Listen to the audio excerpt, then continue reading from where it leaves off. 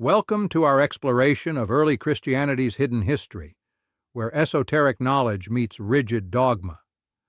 Let's dive into a world where Gnosis, meaning inner knowledge, was the key to salvation, not just a set of beliefs. I'm excited to get into it. So, we're talking about how this inner, almost mystical knowledge evolved into a system focused solely on blind faith, right? Exactly. Back in the 1st and 2nd centuries, several Christian groups believed that true salvation came from an awakening from within, like a sort of, it's like spiritual jailbreak from the limitations of the material world. Yeah, definitely. That's wild, considering we often think of salvation just as belief or church attendance nowadays. Right, and here's where it gets really interesting. Gnostic texts, like the Gospel of Thomas, the Gospel of Mary, were circulating side by side with the canonical Gospels. They didn't preach that Jesus died purely for sins. Instead, he imparted secret teachings to unlock this inner enlightenment. Yep. So, these texts valued personal, esoteric discovery over the traditional ritualistic faith we know today. Exactly, and it transformed the conversation around divinity. Early Gnostics, influenced heavily by Greek philosophies like Platonism, saw the material world as a kind of a flawed, deceptive shadow of the real, perfect realm Right, I of see. forms. And this led them to think that the physical realm was a trap set by a lesser, even malevolent deity. The Demiurge, right? Yep, the Demiurge was seen almost as a prison warden, keeping us tethered to the imperfect material world, keeping our true divine spark hidden. That's a compelling image. But then we see a shift. The rise of figures like Irenaeus, Tertullian, Hippolytus. These were, the institutional builders who pushed back against this kind of decentralized mystical approach. Absolutely. These early church fathers were like an enough is enough. They saw the Gnostic approach as a threat, too free-flowing for a church that craved structure and centralized authority. Right, yes. I find it fascinating that Tertullian even went so far as to declare, I believe because it is absurd. It's, almost like he was challenging logic itself in favor of blind faith. Right, it's a bold statement. It marks a turning point where faith becomes more about obedience than inquiry. The beauty of Gnosis, its encouragement of inner exploration, got locked out in favor of a rigid creed. Absolutely. And it was pretty political too, wasn't it? Once Constantine stepped in and legalized Christianity, unity became non-negotiable. Exactly. Constantine wanted one clear doctrine, and that meant the wonderfully varied philosophical discussions of early mystical Christianity had to be stamped out. So, the Council of Nicaea in 325 CE came along and essentially elected a version of Christianity that was uniform and hierarchical. Yeah, that makes sense. I suppose it was practical for empire building, but one could argue it cost a lot in terms of intellectual and spiritual diversity. And here's where I'd respectfully challenge that view a bit.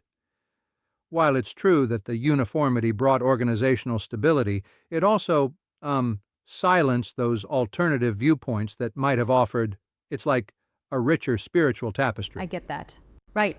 It's like trading in a colorful, multifaceted painting for a single monochrome blueprint. Exactly. And as the new orthodoxy took hold, those Gnostic texts were declared dangerous. Many were burned, although a fortunate few survived, buried away in Nag Hammadi until their rediscovery in 1945. Yep. And when scholars like Elaine Pagels brought these texts back into the light, we got a whole new perspective on early Christianity. That what became labeled as heresy was just one of many viewpoints emerging from a vibrant era. Right. And even Bart Ehrman pointed out that the selection of the Christian canon wasn't purely a matter of divine inspiration. It was also about reinforcing power structures within the church. Definitely. So in a sense, the institutionalization of Christianity didn't necessarily make it more true, but it made it easier to control, and perhaps, ironically, stifled the very quest for truth that Gnosis embodied. Yes, exactly. The real tragedy here is that the version of Jesus that emerged was less of a sage who empowered his followers to seek inner wisdom, and more of a savior demanding obedience without Yeah, question. that's a significant shift. I wonder, though, if that strict orthodoxy truly met the spiritual needs of its time, or if it was just a convenient tool for consolidating power. It's a fair critique. The alternative vision, where enlightenment came through personal awakening, might have offered a more holistic approach to spirituality, blending intellectual inquiry with the mystical, inner experiences. Mm-hmm. Totally. And it also highlights the perennial tension in religion, the battle between free personal exploration and the comfort and control of a standardized system. Absolutely.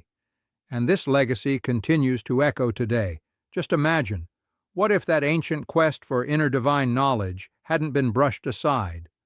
Our approach to spirituality might have been, it's like, a richer blend of introspection and community tradition, instead of this, stark dichotomy of belief versus doubt.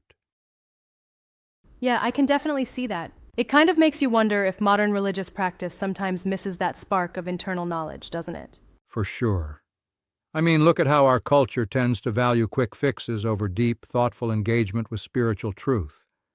The early Gnostics remind us of what could have been, a spiritual journey that fostered curiosity and inner growth, rather than just obedience.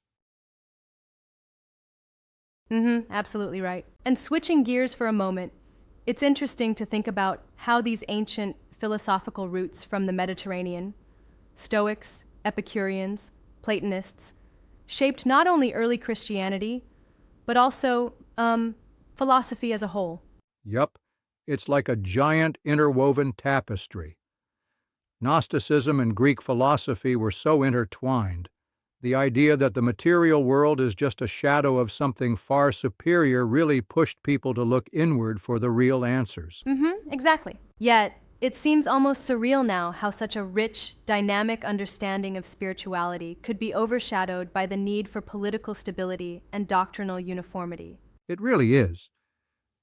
The cost, as we see, was the loss of that intellectually vibrant, mystical dimension of Christianity, a dimension where spirituality was a personal journey, not just a series of prescribed rituals. Mm-hmm, I see that. And even today, we still grapple with that battle. Do we encourage questioning and personal insight, or do we lean into the comfort of established beliefs, sometimes unquestioned? Exactly. And it's like, reminds us to keep asking these profound questions. What is the nature of salvation? Is it just about belief, or about Right, an inner exactly. awakening? I have to say, the story of early Christianity's transformation is almost like a cautionary tale. It reminds us that sometimes the voices that challenge the norm might be the very ones that offer a deeper insight, even if they initially seem heretical. Absolutely. And that's why revisiting these ancient texts, these lost blueprints, is so important.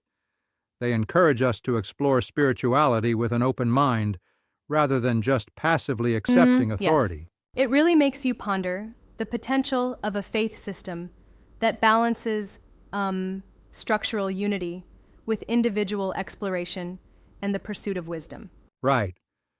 And while institutional religion has its strengths like community and tradition, it's vital not to lose the essence of inquiry, the kind that allows us to keep questioning, learning, and growing. Mm-hmm, spot on. And that, at its core, is the enduring message from the Gnostic perspective, a reminder that the search for inner truth is as valuable as the answers we might eventually find. Absolutely. It's a message that resonates even today. Don't let the quest for truth be muted by the noise of rigid dogma. Keep questioning. Keep exploring. Yeah, definitely. Perfectly said.